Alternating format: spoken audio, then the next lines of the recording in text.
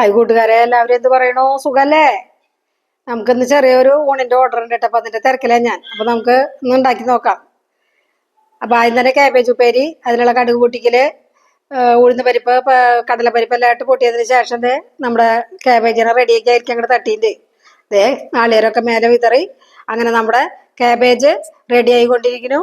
അങ്ങനെ നമ്മുടെ കാബേജ് കൂട്ടനെ ശരിയാക്കി വെച്ചു.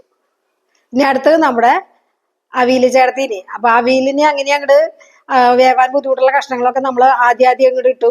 മുകളിൽ മറ്റുള്ള കഷ്ണങ്ങൾ, എളുപ്പം വേവണ കഷ്ണങ്ങൾ അങ്ങോട്ട് വാരി കയറി ഉപ്പും മഞ്ഞൾപ്പൊടിയും ലേശം മുളക് പൊടി ഇട്ട് അങ്ങനെ നമ്മൾ ഒരു ലേശം വെള്ളം ഒന്ന് തെളിച്ച് ഞാൻ മൂടി വെച്ചു കൂട്ടാ. അവിടെ കിടന്ന് അങ്ങോട്ട് വേവട്ടെ. അങ്ങനെ അതൊരു വിധം വെന്തു.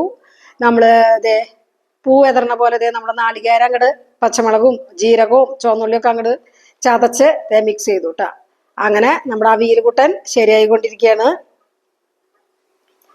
ഒരുവിധം അങ്ങനെ അങ്ങോട്ട് ശരിയായി. പച്ചമുളക് അങ്ങോട്ട് വേപ്പല പൂ പോലെ അങ്ങോട്ട് വെതറി നമ്മൾ നല്ല പച്ച വെളിച്ചെണ്ണ മീതി അങ്ങോട്ട് ഒഴിച്ചു. തൈരും കൂടി മിക്സ് ചെയ്ത് അങ്ങനെ നമ്മൾ നമ്മുടെ അവിയലിനെ അങ്ങനെ ശരിയാക്കിട്ടാ.